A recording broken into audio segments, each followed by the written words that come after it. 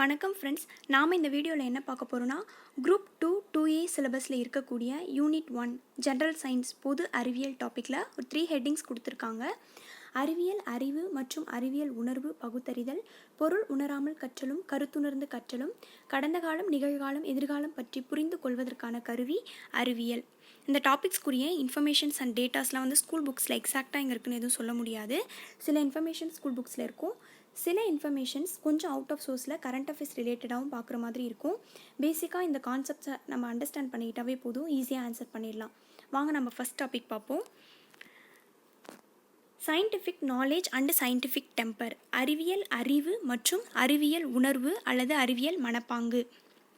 இந்த அறிவியல் அறிவு அப்படின்னா என்னென்னு பார்த்தோன்னா, பேசிக்காக நம்மளை சுற்றி நடக்கக்கூடிய விஷயங்கள் இது இப்படி தான் நேச்சுரலாக நடக்கக்கூடிய விஷயம், இது இப்படி தான் அப்படின்னு சொல்லிட்டு நம்ம அக்செப்ட் பண்ணிக்கிறதா சயின்டிஃபிக் நாலேஜ் அறிவியல் அறிவு. அறிவியல் உணர்வு சயின்டிஃபிக் டெம்பர் அப்படின்னா என்னென்னு பார்த்தோன்னா, ஒரு விஷயம் நடக்குதுன்னா அந்த விஷயம் ஏன் அப்படி நடக்குது, எதனால் அப்படி நடக்குதுன்னு சொல்லிட்டு ஏன் எதற்கு எப்படி அப்படின்னு சொல்லி கீனாக அப்சர்வ் பண்ணி படிக்கிறதா அறிவியல் உணர்வு அல்லது அறிவியல் மனப்பாங்கு. ஜென்ரலாக சயின்ஸ் அறிவியல் அப்படின்ற வார்த்தை சயின்ஷியா அப்படின்ற லத்தீன் சொல்லிருந்து தான் பெறப்பட்டது. சயின்ஷியா அப்படின்ற லத்தீன் வார்த்தைக்கு என்ன பொருள்னு பார்த்தோன்னா அறிவு, knowledge. There are many branches of science. Science நிறைய விதமாக கிளாஸிஃபை பண்ணியிருக்காங்க. ஜென்ரலாக அது 2 விதமாக கிளாஸிஃபை பண்ணலாம். ஃபஸ்ட்டு என்னென்னு பார்த்தோன்னா, உயிர் உள்ள பொருட்களை பற்றி படித்தோன்னா அது உயிரியல் பயாலஜிக்கல் சயின்ஸ் அப்படின்னு சொல்லுவோம். அதாவது தாவரங்கள் மற்றும் விலங்குகள், தாவரவியல் மற்றும் விலங்கியல் சேர்த்து படிக்கிறதா பயாலஜிக்கல் சயின்ஸு. உயிர் அற்ற பொருட்களை பற்றி படிக்கிறது இயற்பியல், அதாவது physical science. Physics and chemistry, இயற்பியலும் வேதியியலும் கம்பைன் பண்ணி படிக்கிறதா ஃபிசிக்கல் சயின்ஸ். நெக்ஸ்ட்டு அறிவியல் அறிவு. முன்னாடி சொன்ன மாதிரி தான் அறிவியல் அறிவு என்பது இயல்பாக நம்மை சுற்றி நிகழ்பவற்றை அறிந்து கொள்ளல் தான் அறிவியல் அறிவு. அது என்ன மாதிரி நிகழ்வுகளாக வேணாலும் இருக்கலாம். அது ஒரு இயற்கையான நிகழ்வாகவும் இருக்கலாம், இல்லை நம்ம வீட்டில் யூஸ் பண்ணுற பொருட்களுடைய இயக்கங்களாக கூட இருக்கலாம். இது இப்படி தான் அப்படின்னு சொல்லிட்டு நம்ம அது நேச்சுரலாக நடக்கக்கூடிய விஷயத்தை அக்செப்ட் பண்ணிக்கிறதா அறிவியல் அறிவு. ஃபார் எக்ஸாம்பிள், இப்போ சூரியனை சுற்றி பூமி ஏதோ ஒரு இயக்கத்தை மேற்கொள்கிறதுனால தான் 24 மணி நேரத்துக்குள்ளார நம்மளுக்கு பகல் இரவுன்றது பீரியாடிக்காக நடந்துக்கிட்டு இருக்குது. இது ஒரு நேச்சுரலான விஷயம், அதை நம்ம தெரிஞ்சுக்கிறோம். அதுக்கப்புறம் நம்ம வீட்டில் யூஸ் பண்ணுற பொருட்கள், ஃப்ரிட்ஜு, மிக்சி, இதெல்லாம் ஒரு பொருளை அரைக்கணும்னா நம்ம மிக்சி யூஸ் பண்ணுறோம், ஒரு பொருளை கூலிங்காக வச்சுக்கணுன்னா ஃப்ரிட்ஜ் யூஸ் பண்ணுறோம். இப்போ நம்ம யூஸ் பண்ணுற கேல்குலேட்டர்ஸ், ஃபோன் எல்லாமே ஒரு விஷயத்துக்காக நம்ம யூஸ் பண்ணுறோம். மேத்தமெட்டிக்கல் கேல்குலேஷன்ஸ் போடுறதுக்காக நம்ம கேல்குலேட்டர் யூஸ் பண்ணுறோம். இந்த மாதிரி ஒரு சில விஷயங்கள், அதாவது நம்மளை சுற்றி நடக்கக்கூடிய விஷயங்கள், நம்ம யூஸ் பண்ணுற பொருட்களுடைய வேலைகளை பற்றி நம்ம தெரிஞ்சுக்கிறதா அறிவியல் அறிவு. இப்போது தேசிய அறிவியல் தினம் அப்படின்னு சொல்லி நம்ம வருஷம் ஒன்று கொண்டாடிக்கிட்டு இருக்கோம். அது என்றைக்குன்னு பார்த்தோன்னா February 28. எந்த வருஷத்துலேருந்து நம்ம தேசிய அறிவியல் தினம் கொண்டாடிக்கிட்டு இருக்கோம்னா 1987 நம்ம தேசிய அறிவியல் தினம் கொண்டாடிக்கிட்டு இருக்கோம். யாரை நினைவு கூறும் விதமாக நம்ம தேசிய அறிவியல் தினம் கொண்டாடுறோன்னு பார்த்தீங்கன்னா, சர் C.V. ராமன் நம்ம எல்லாருக்கும் தெரியும். அவர் இயற்பியலுக்கான நோபல் பரிசு பெற்ற முதல் இந்தியர். எதற்காக அவருக்கு நோபல் பரிசு கொடுத்தாங்கன்னு பார்த்தோன்னா, அவர் ராமன் விளைவை கண்டறிந்தார். ராமன் விளைவுனா என்னன்னு பார்த்தோன்னா, ஏதாவது ஒரு மெட்டீரியல் மூலயமா, அது சாலிடாக இருக்கலாம், லிக்விடாக இருக்கலாம், கேஸாக இருக்கலாம், திரவ வாயு பொருட்கள் எது மூலயமாவும் நம்ம ஒரு லைட்டை பாஸ் பண்ணும்போது அந்த லைட் ஒளி சிதறல் அடையும், ஸ்கேட்ரிங் ஆகும். அந்த மாதிரி ஸ்கேட்ரிங் ஆகும்போது அதனுடைய வேவ்லென்த்துக்கு ஏற்ற மாதிரி இன்டென்சிட்டி ஆஃப் லைட் நமக்கு கிடைக்கும். இதுதான் ராமன் எஃபெக்ட். இவர் இந்த ராமன் எஃபெக்ட் எதுக்கெலாம் ப்ரூஃபாக கொடுத்தாருன்னு பார்த்தீங்கன்னா, இந்த வானம் எதுக்கு ப்ளூ கலரில் தெரியுது எப்போவுமே அப்படின்னா, சூரிய வெளிச்சத்துலேருந்து வர white colour light 7 colours constitute பண்ணியிருக்கு. அந்த 7 கலர்ஸும் வளிமண்டலத்தில் இருக்கக்கூடிய மூலக்கூறுகள் மேலே படும்பொழுது ஒளி சிதறல் அடையும். அந்த மாதிரி ஒளி சிதறல் அடையும் போது குறைவான அலைநீளம் கொண்ட லைட் ரொம்ப ஒளிச்சிதறலுக்கு உட்படும். அதனால தான் இந்த வானம் நம்மளுக்கு ப்ளூ கலரில் தெரியுது. ப்ளூ லைட் அதிக ஸ்கேட்ரிங்க்கு ஒளிச்சிதறலுக்கு உட்படுறதுனால தான் நமக்கு இந்த வானம் ஸ்கை ப்ளூ கலரில் தெரியுது. இந்த மாதிரி சில விஷயங்கள் அவர் ப்ரூவ் பண்ணார். அதனால் அவருக்கு 1930 வந்துட்டு நோபல் பரிசு கொடுத்தாங்க. இந்த ராமன் விளைவை வந்து அவர் என்னைக்கு கண்டுபிடிச்சார்னா February 28, 1928 அன்றைக்கி தான் கண்டுபிடிச்சார். ஸோ அதை நினைவு கூறும் விதமாக நம்ம வந்து தேசிய அறிவியல் தினமாக கொண்டாடிக்கிட்டு இருக்கோம். இந்த தேசிய அறிவியல் தினம் அப்போ பார்த்திங்கன்னா ஒவ்வொரு வருஷமும் ஒரு தீம் செட் பண்ணுவாங்க. 2014 என்ன தீம்னு பார்த்தோன்னா ஃபாஸ்டரிங் சயின்டிஃபிக் டெம்பர். ஃபாஸ்டரிங் அப்படின்னா வளர்த்தெடுத்தல், சயின்டிஃபிக் டெம்பர் ஒவ்வொரு மனிதர்களிடமும் இந்த அறிவியல் மனப்பாங்கை வந்துட்டு வளர்த்தெடுக்கணும் அப்படின்னு சொல்லிட்டு தீம் செட் பண்ணாங்க. 2020 என்ன தீம் பார்த்தோன்னா விமன் இன் சயின்ஸ். இந்த வருஷம் வந்துட்டு விமன்ஸ்க்கு முக்கியத்துவம் கொடுத்ததெல்லாம் நம்ம அந்த தீமை பார்த்துக்கணும். சயின்ஸ் இன், அதாவது அறிவியல் துறைகளில் பெண்கள் எப்படி இருக்காங்க, விமன் இன் சயின்ஸ், அதை இது பண்ணுற விதமாக 2020 தீம் செட் பண்ணியிருக்காங்க. 2021 future of science technology and innovation, impacts on education skills and work. இந்த கொரோனா பேண்டமிக் டைமில் சயின்ஸ் அண்ட் டெக்னாலஜி இனோவேஷன்ஸ் வந்து எப்படி வந்து அதனோட இம்பேக்ட்ஸ் வந்து எஜுகேஷன் ஸ்கில்ஸ் ஒர்க்கில் போயிட்டுருக்கு அப்படின்றத பார்க்குற விதமாக இந்த தீம் செட் பண்ணியிருக்காங்க. சர்வதேச அறிவியல் தினம் கொண்டாடிக்கிட்டு இருக்கோம். நவம்பர் 10 தேசிய அறிவியல் தினம் கொண்டாடுற மாதிரியே ஒவ்வொரு வருஷமும் உலக அளவில் சர்வதேச அறிவியல் தினம் கொண்டாடிக்கிட்டு இருக்கோம். அது என்றைக்குன்னு பார்த்தோன்னா நவம்பர் 10, 2020 இதனோட தீம் என்னென்னு பார்த்தோன்னா science for and with society in dealing with global pandemic. இந்த குளோபல் பேண்டமிக் கொரோனா டைமில் சயின்ஸ் வந்து எந்த அளவுக்கு சொசைட்டியில் டீல் பண்ணிக்கிட்டு இருக்கு அப்படின்றத பார்க்குற விதமாக இந்த தீம் செட் பண்ணியிருக்காங்க. 2021 அப்கமிங் நவம்பரில் நீங்கள் அப்டேட் பண்ணிக்கோங்க. நெக்ஸ்ட்டு அறிவியல் மனப்பாங்கு. அறிவியல் மனப்பாங்குனா நம்ம ஆல்ரெடி பார்த்தோம். ஒரு விஷயம் நடக்குதுன்னா அது ஏன் அப்படி நடக்குது, எதனால் அப்படி நடக்குதுன்னு சொல்லிட்டு நம்ம அப்சர்வ் பண்ணி பார்க்குறது தான் வந்துட்டு அறிவியல் மனப்பாங்கு. ஃபார் எக்ஸாம்பிள் இப்போ ஒரு மியூசிக் இன்ஸ்ட்ருமெண்ட் இருக்குன்னா அதை பார்த்த உடனே அதிலிருந்து சவுண்ட் வரும் அப்படின்னு சொல்லி நம்மளுக்கு தெரியறது வந்து அறிவியல் அறிவு. இதே அந்த இன்ஸ்ட்ருமெண்ட்டில் எந்த கீயை ப்ரெஸ் பண்ணால் என்ன மாதிரி சவுண்ட் கிடைக்கும், இந்த மாதிரி பிச்சு இந்த மாதிரி சவுண்ட் கிடைக்கணும், நம்ம எந்த கீயை ப்ரெஸ் பண்ணணும் அப்படின்னு சொல்லிட்டு பார்க்குறது தான் வந்துட்டு அறிவியல் மனப்பாங்கு. இந்த அறிவியல் மனப்பாங்கு அப்படின்றதுக்குரிய இம்பார்ட்டன்ஸ் யார் கொடுத்துருக்காங்கன்னு பார்த்தீங்கன்னா 1946 நம்மளுடைய first and former prime minister Pandit Jawaharlal Nehru அவருடைய புக் டிஸ்கவரி ஆஃப் இந்தியா, அந்த புக்கில் வந்துட்டு அறிவியல் மனப்பாங்கை பற்றி மென்ஷன் பண்ணியிருக்காரு. அவர் என்ன சொல்லியிருக்காருன்னா, நம் நாட்டின் வளர்ச்சிக்கும் சமூக பொருளாதார முன்னேற்றத்திற்கும் தொழில்நுட்ப வளர்ச்சிக்கும் ஒரு நல்ல தீர்வாக அமையக்கூடியது எதுன்னு பார்த்திங்கன்னா அறிவியல் உணர்வு தான். ஆமாம், நம்மளுடைய நாட்டினுடைய வளர்ச்சி, சமூக பொருளாதாரம், சயின்ஸ் அண்ட் டெக்னாலஜி எல்லா முன்னேற்றத்திற்கும் வந்துட்டு எல்லா விஷயத்தையும் வந்துட்டு ஒரு அறிவியல் மனப்பாங்கோடு பார்க்கும்போது தான் ஏதாவது ஒரு புதுசாக ஏதாவது கண்டுபிடிக்க முடியும். அறிவியல் மனப்பாங்கு இல்லைன்னா எதுவுமே வந்துட்டு நம்ம நியூவாக இனோவேட் பண்ணவே முடியாது. எந்த ஒரு விஷயத்துக்கும் ஒரு ரீப்ளேஸ்மெண்ட்டே இருக்காது. ஸோ தொழில்நுட்ப வளர்ச்சிக்கும் பொருளாதார முன்னேற்றத்திற்கும் எல்லாத்துக்குமே வந்து அறிவியல் மனப்பாங்கோடு நம்ம செயல்படணும். எல்லா ப்ராப்ளத்துக்கும் அதுதான் ஒரு நல்ல தீர்வாக இருக்க முடியும். Not only in science and technology, அது மட்டும் வளர்கிறதுக்கு மட்டும் அறிவியல் மனப்பாங்கு இருக்கக்கூடாது. சமூகத்துலேயும் வேற்றுமையில் ஒற்றுமைன்னு அதே புக்கில் தான் அவர் சொல்லியிருக்காரு. அப்படின்னா என்ன, சமூகத்துலேயும் மூட பழக்க வழக்கங்களை வந்துட்டு ஒழித்து ஒரு அறிவியலாக எல்லாத்தையும் பார்க்கணும், அறிவியல் விதமாக எல்லாத்தையும் பார்க்கணும். அப்போ தான் மூட பழக்க வழக்கங்கள்லாம் ஒழிக்க முடியும். ஸோ அறிவியல் மனப்பாங்குள்ள இம்பார்ட்டன்ஸை வந்து இந்த அளவுக்கு ஜவஹர்லால் நேரு அவர்கள் அவருடைய புத்தகம் டிஸ்கவரி ஆஃப் இந்தியாவில் மென்ஷன் பண்ணியிருக்காரு. நெக்ஸ்ட்டு அறிவியல் மனப்பாங்கினுடைய சில பண்புகள் என்னென்னு பார்த்தோன்னா, ஒரு விஷயம் நடக்குதுன்னா அதை ஃபஸ்ட்டு அப்சர்வ் பண்ணணும், அதுதான் உற்று நோக்கல். நெக்ஸ்ட் அந்த விஷயத்தை உற்று நோக்கிட்டு அதுக்கப்புறம் அதை கேள்விக்கு உட்படுத்தணும். ஏன் அப்படி நடக்குது, எதனால் அப்படி நடக்குதுன்னு சொல்லிட்டு கொஸ்டின் பண்ணி பார்க்கணும். நெக்ஸ்ட்டு வந்துட்டு அந்த விஷயத்தை அப்சர்வ் பண்ணி கொஸ்டின் பண்ணதுக்கப்புறம் நம்ம ஒரு சயின்டிஃபிக்கான அப்ரோச்சில் டெஸ்ட் பண்ணி பார்க்கணும். டெஸ்டிங் கொடுத்த உடனே சில விஷயத்தை நம்ம டெஸ்ட் பண்ண உடனே சில ரிசல்ட்ஸ் கிடைக்கும். அந்த இன்ஃபரன்ஸ் ரிசல்ட்ஸ் எல்லாத்தையும் நம்ம நோட் பண்ணிவிட்டு நமக்கு கிடைச்ச அந்த ரிசல்ட்டை வச்சுக்கிட்டு கருதுகோள் ஆய்வு அப்படின்னா நம்ம பண்ணக்கூடிய அந்த விஷயத்துலேயே இன்னொருத்தவங்களுக்கு வேறு மாதிரி ஐடியாஸ் இருக்கும். இன்னொருத்தவங்க அதை வேறு மாதிரி ஐடியாஸ் ரிசல்ட்ஸை வந்து அதே விஷயத்தில் கண்டுபிடிச்சிருப்பாங்க. ஸோ அவங்களோட ஐடியாஸ் ரிசல்ட்ஸ் எல்லாத்தையும் வாங்கிட்டு எல்லா கருதுகோள்களையும் ஆய்வு பண்ணணும். அதுக்கப்புறம் பகுப்பாய்வு, தரமான பகுப்பாய்வு அப்படின்னா நம்ம கிடைச்சிருக்கக்கூடிய இன்ஃபர்மேஷன்ஸ் மற்றவங்களுக்கு கிடைச்சிருக்கக்கூடிய ஐடியாஸ் அண்ட் ரிசல்ட்ஸ் எல்லாத்தையும் ஒன்று சேர்த்து அனலைஸ் பண்ணணும். இது கரெக்டாக இருக்க முடியுமா, நமக்கு ஒன்று கிடைச்சிருக்கு அவங்களுக்கு ஒன்று கிடைச்சிருக்கு, அந்த ஒரே விஷயத்துக்கான 2 விதமான ரிசல்ட்ஸையும் வந்துட்டு அனலைஸ் பண்ணிவிட்டு இதில் எது கரெக்டாக இருக்க முடியும், சயின்டிஃபிக்காக எது கரெக்டாக இருக்க முடியும், எது தப்பாக இருக்க முடியும்னு சொல்லிட்டு அந்த விஷயத்தில் இருக்கக்கூடிய சயின்டிஃபிக்கான இன்ஃபர்மேஷன்ஸை மட்டும் எடுத்துக்கிட்டு ஒத்து போகாத இன்ஃபர்மேஷன்ஸை வந்து கரெக்ட் பண்ணி தவிர்த்திடணும். நெக்ஸ்ட்டு அந்த மாதிரி விஷயத்தை கரெக்ட் பண்ணதுக்கப்புறமா கம்யூனிகேட் பண்ணணும், லாஜிக்கலாக அந்த விஷயத்தை வந்து செயல்படுத்தணும். இதுதான் வந்துட்டு அறிவியல் மனப்பாங்கினுடைய சில பண்புகள்.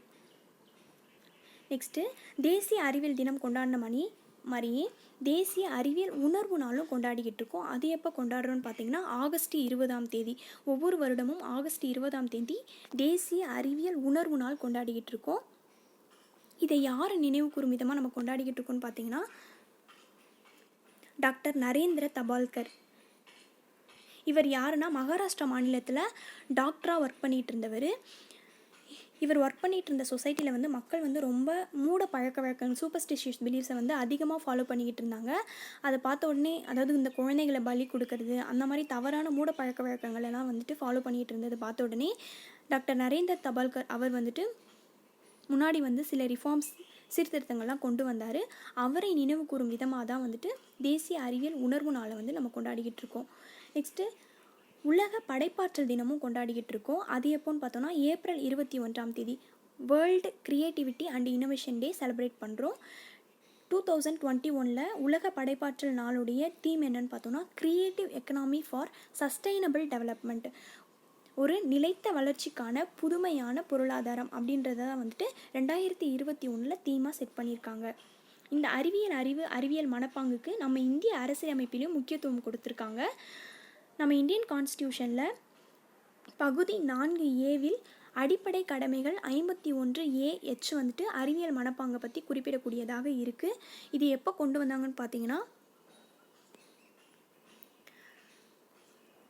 1976 42வது சட்ட திருத்தம் மூலயமா தான் சர்தார் சரண் சிங் கமிட்டி, அந்த கமிட்டி மூலயமா தான் அடிப்படை கடமைகளை வந்துட்டு 1976 நம்மளுடைய அரசியலமைப்பில் இணைத்தாங்க. 1976 10 அடிப்படை கடமைகள் பகுதி 4A 51A வந்து கொண்டு வந்தாங்க. அந்த 51A என்ன சொல்லுதுன்னு பார்த்தீங்கன்னா அறிவியல் மனப்பான்மையையும் மனித நேயத்தையும் சீர்திருத்தத்தையும் ஆய்வு மனப்பான்மையும் போற்றி வளர்ப்பது ஒவ்வொரு இந்திய குடிமகனின் கடமையாகும் அப்படின்னு சொல்கிறாங்க.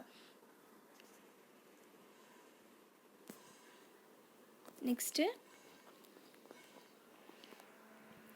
இந்த அறிவியல் மனப்பாங்கை ஊக்குவிக்கும் விதமாக கவர்மெண்ட் வந்து சில ப்ரோக்ராம்ஸ் அண்ட் இனிஷியேட்டிவ்ஸ் வந்து கொண்டு வந்திருக்காங்க. அது என்னென்னு பார்த்தோன்னா 1952 அறிவியல் கருத்துக்கள் பற்றிய முதல் இந்தி பத்திரிகை வந்து வெளியிட்டாங்க. அந்த இந்தி பத்திரிகையினுடைய நேம் என்னென்னு பார்த்தோன்னா விஞ்ஞான் பிரகதி அப்படின்ற இந்தி பத்திரிகை தான் முதலாக சில சயின்டிஃபிக் இன்ஃபர்மேஷன்ஸ் அண்ட் கான்செப்ட்ஸ்லாம் கொண்டு வெளியிடப்பட்ட முதல் இந்தி பத்திரிகை ஆகும். அதுக்கப்புறம் 1953 வந்துட்டு இந்திய அரசின் முதல் திட்டமாக எது இருந்ததுன்னு பார்த்தீங்கன்னா விஞ்ஞான் மந்திர். 1953 இந்த விஞ்ஞான் மந்திர் திட்டத்தை வந்து செயல்படுத்தினது எந்த ஆர்கனைசேஷன் பார்த்தோன்னா CSIR, council for scientific and industrial research. இதோட ஃபவுண்டர் யாருன்னு பார்த்தோன்னா SS பட்நாகர். அவர் தான் வந்துட்டு இந்த ப்ரோக்ராமை வந்து ஆர்கனைஸ் பண்ணியிருக்காங்க. விஞ்ஞான் மந்திர் அப்படின்னா என்னென்னு பார்த்தோன்னா அறிவியலின் கோவில், temple of knowledge or temple of science. Next 1958 தான் வந்துட்டு நம்மளுடைய இந்திய நாடாளுமன்றம், இந்திய அரசாங்கம் முதலாக அறிவியல் கொள்கை தீர்மானத்தை வந்துட்டு நிறைவேற்றினாங்க. சயின்டிஃபிக் பாலிசி ரெசல்யூஷன் அதை வந்து 1958 தான் நிறைவேற்றினாங்க. சில இம்பார்ட்டன்ட் சயின்டிஃபிக் பாலிசிஸ் என்னென்னு பார்த்தோன்னா 1983 வந்துட்டு டெக்னாலஜிக்கல் பாலிசி ஸ்டேட்மெண்ட்டை வந்து கொண்டு வந்தாங்க. Technology policy statement TPS. அதுக்கப்புறம் 2003 சயின்ஸ் அண்ட் டெக்னாலஜி பாலிசி இதை கொண்டு வந்தாங்க.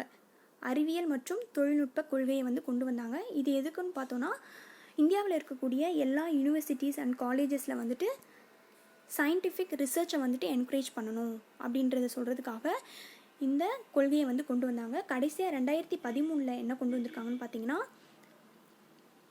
Science and technology innovation policy அப்படின்னா இது எதுக்காகன்னு பார்த்தீங்கன்னா நாட் ஓன்லி இன் கவர்மெண்ட் செக்டார்ஸில் மட்டும் இல்லாமல் ப்ரைவேட் செக்டார்ஸ்லேயும் சயின்டிஃபிக் ரிசர்ச் அண்ட் இன்னோவேஷன்ஸை வந்து என்கரேஜ் பண்ணணும் அப்படின்றதுக்காக 2013 STIP science and technology innovation பாலிசியை வந்து கொண்டு வந்திருக்காங்க.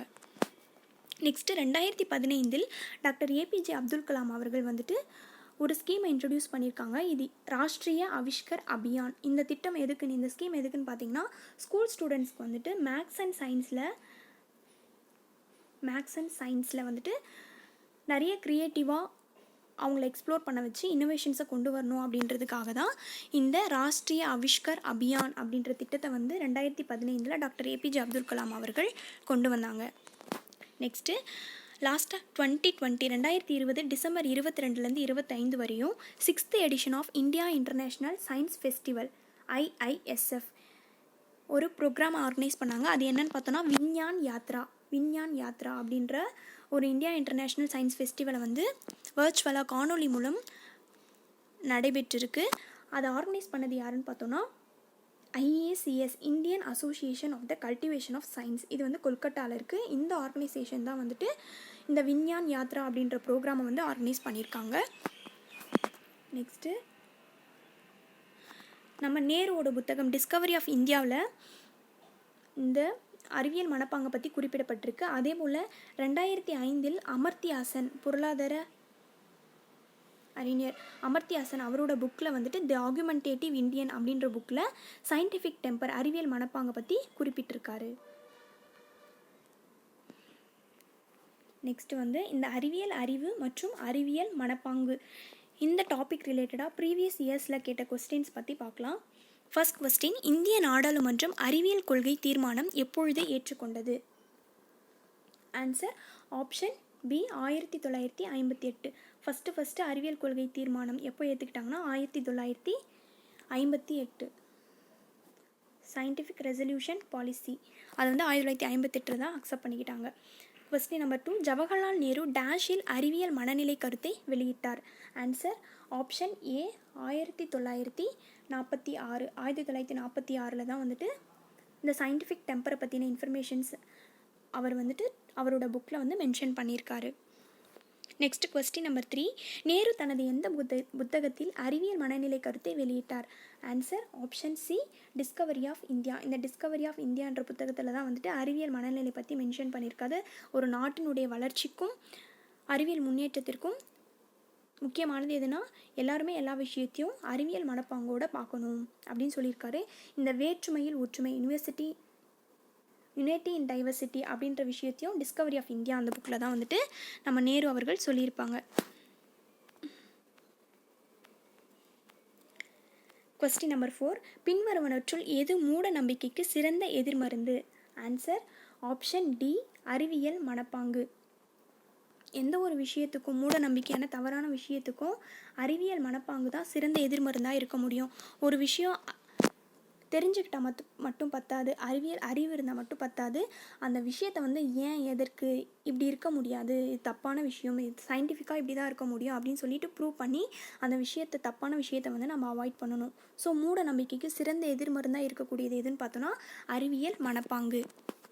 நெக்ஸ்ட் கொஸ்டின் நம்பர் 5, இந்திய அரசியலமைப்பின் எந்த பிரிவு அறிவியல் மனநிலையின் வளர்ச்சி பற்றி கூறுகிறதுன்னு பார்த்தோன்னா ஆன்சர் ஆப்ஷன் பி பிரிவு 51A. இந்த பிரிவு 51A அப்படின்றது பகுதி 4A இருக்கக்கூடியதாக இருக்குது. இந்த பகுதி 4A வந்து ஒரே ஒரு விதியை தான் கொண்டு இருக்குது 51A. இந்த 51Aன்றது வந்து 51Aலேருந்து 51AK வரையும் 11 கடமைகளை உள்ளடக்கினதாக இருக்குது. அதில் ஒரு கடமை தான் என்னன்னு பார்த்தோன்னா அறிவியல் மனநிலையும் சீர்திருத்த உணவையும் கடமையாய் வகுத்துள்ளது. Next question number 7, question number 6, இந்திய அரசியலமைப்பின் எந்த பகுதி விஞ்ஞான மனநிலை ஆராயும் மற்றும் சீர்திருத்த உணர்வை கடமையாய் வகுத்துள்ளதுன்னு பார்த்தோன்னா ஆன்சர் ஆப்ஷன் பி பகுதி 4A. இந்த அடிப்படை கடமைன்றது சோவியத் ரஷ்யா அவங்கள்ட்ட நம்ம ஃபாலோ பண்ணிக்கிட்டு இருக்கோம். பகுதி 4A அடிப்படை கடமை கூறப்பட்டுள்ளது. Next question number 7. விஞ்ஞான மனநிலை என்பது சிந்தனை மற்றும் செயல்பாட்டின் ஒரு வழியாகும். அதை பயன்படுத்தும் முறை உடல் யதார்த்தத்தை கவனித்தல், கேள்வி மற்றும் சோதனை, கருதுகோள் மற்றும் பகுப்பாய்வு, தெரிவிப்பது. ஸோ ஒரு விஷயம் நடக்குதுன்னா அதை நம்ம ஃபஸ்ட்டு அப்சர்வ் பண்ணணும். அதுக்கப்புறம் அதை கொஸ்டின் பண்ணி பார்க்கணும், ஏன் அப்படி நடக்குது அப்படின்னு சொல்லிட்டு. அப்புறம் டெஸ்ட் பண்ணி பார்க்கணும். அதுக்கப்புறம் நமக்கு கிடைச்ச ஹைப்போதிசிஸை வச்சு அனலைஸ் பண்ணி பார்க்கணும். அதுக்கப்புறம் ஃபைனலாக அதை வந்து கன்க்ளூஷன் கொண்டு வந்து லாஜிக்கலாக அதை வந்து செயல்படுத்தணும். ஆன்சர் ஆப்ஷன் டி 1, 2, 3 மற்றும் 4 சரி. இந்த வீடியோ உங்களுக்கு பிடிச்சிருந்தா லைக் பண்ணுங்கள், ஷேர் பண்ணுங்கள், மறக்காமல் சப்ஸ்கிரைப் பண்ணுங்கள். நெக்ஸ்ட் டாபிக் நெக்ஸ்ட் வீடியோவில் பார்க்கலாம். Thank you friends.